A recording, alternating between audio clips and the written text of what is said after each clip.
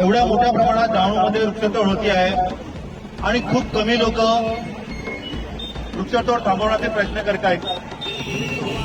हे जरी दुर्दैवी असले तरी वृक्षतोड थांबवण्यासाठी प्रयत्न करत असलेली लोक ही निराशावादी नाहीत. कारण काय माहितीये, कुठलीही क्रांती ही कमी लोक करतात.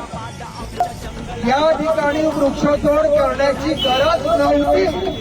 फुकटच्या भागात हे झाडं तोडलेली आहेत. झाडं न तोडता सुद्धा डहाणूचं ट्रॅफिक सुरळीत करता आलं असतं. परंतु आज आपल्या देशामध्ये ट्रेंड चाललेला आहे की विकास म्हणजे काय, तर विकास म्हणजे पूल बांधायचा, बंगले बांधायचे. डहाणू नगर परिषद, PWD आणि विविध अधिकारी वर्ग यांनी मिळून डहाणूची जी शोभा असणारी या मार्ग मध्ये त्यांना असं वाटतं की अडथळा निर्माण करतात.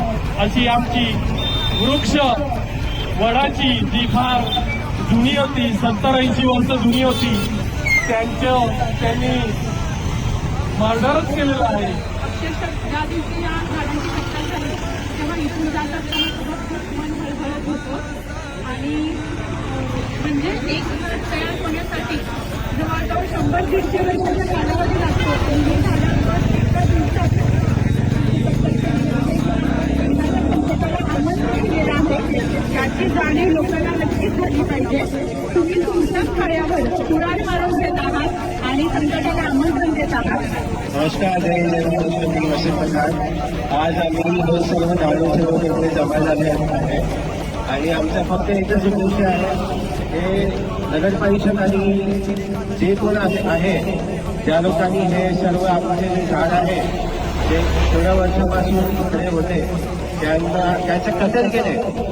मग आमचं फक्त एकच म्हणणं आहे, ज्यावेळी सुप्रीम कोर्टचा निर्णय येईल त्यावेळी आम्ही तुम्हाला बघू आणि तुम्ही कुठेही असणार, दारूमध्ये असणार की कुठेही असणार, तुम्हाला पकडून आम्ही आणू आणि तुम्हाला सजा देऊ.